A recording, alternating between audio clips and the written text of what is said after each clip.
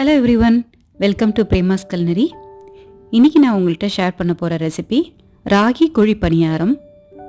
அரிசி சேர்க்காம எப்படி ஒரு ஹெல்த்தியாக ராகி குழி பணியாரம் செய்கிறது அப்படிங்கிறத பார்ப்போம். இந்த வீடியோவில் sweet as well as savoury version ரெண்டுமே நான் செஞ்சு காமிக்க போகிறேன். ராகி குழி பணியாரம் மாவு எப்படி செய்கிறதுங்கிறத முதல்ல பார்த்துருவோம். 1 கப்பு ராகி ரவா எடுத்திருக்கேன். ராகி ரவா இல்லைன்னா நீங்கள் முழு ராகி கூட சேர்த்துக்கலாம். 1/4 கப்பு உளுந்து எடுத்திருக்கேன். 1 டீஸ்பூன் வெந்தயம். 3 மணி நேரம் தண்ணியில் நல்லா ஊற வச்சிடலாம். ஊற வைக்கிறதுக்கு முன்னாடி ராகியில் நிறைய அழுக்கு இருக்கும். அதனால் நல்லா அலசிட்டு உளுந்தையும் ராகியையும் நல்லா அலசிட்டு தண்ணியில் 3 மணி நேரம் கம்ப்ளீட்டாக ஊற வச்சுருவோம். பணியாரம் அவ்வளோ சாஃப்டாக வராது. அதனால் கம்ப்ளீட்டாக 3 மணி நேரம் ஊற வச்சிடலாம். 4 மணி நேரம் 5 மணி நேரம் ஊற வைக்கிறதுனாலும் வைக்கலாம், அதனால் ஒன்றும் தப்பு இல்லை. ஆனால் மினிமம் 3 ஹவர்ஸ் கம்ப்ளீட்டாக ஊற வைக்கணும்.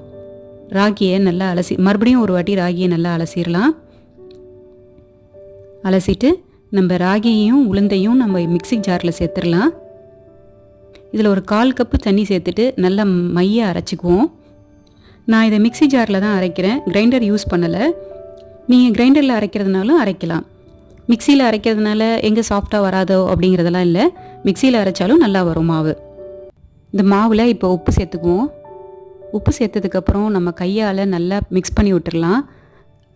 ஸ்பூன் யூஸ் பண்ணி மிக்ஸ் பண்ணோம்னா அவ்வளோவா சரியாக ஃபர்மெண்ட் ஆகாது. பெட்டர் நம்மளோட கையை நல்லா வாஷ் பண்ணிவிட்டு நம்மளோட க்ளீன் ஹேண்டால் நல்லா இதை மிக்ஸ் பண்ணி எடுத்து வச்சுக்கலாம். இதை மூடி வச்சிடலாம். இது கம்ப்ளீட்டாக 8 ஹவர்ஸ் நல்லா ஃபெர்மெண்ட் ஆகணும். 8 ஹவர்ஸ் கம்ப்ளீட்டாக ஃபெர்மெண்ட் ஆகலைன்னா இது சரியாக மாவு இட்லி நல்லா சாஃப்டாக வராது. இப்போ பாருங்கள், மாவு ரெடி ஆகிடுச்சு. நல்லா பொங்கி இருக்குது மாவு.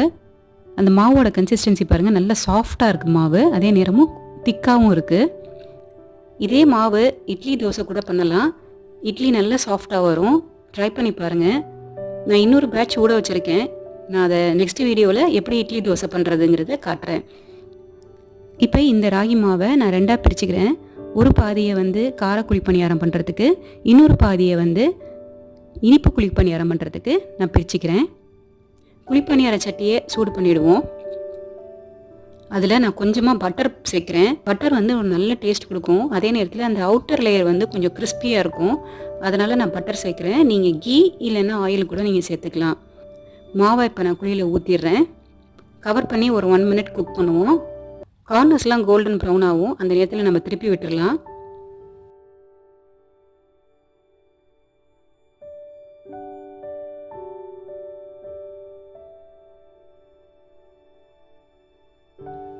திருப்பி மூடியை போட்டு க்ளோஸ் பண்ணிவிடுவோம்.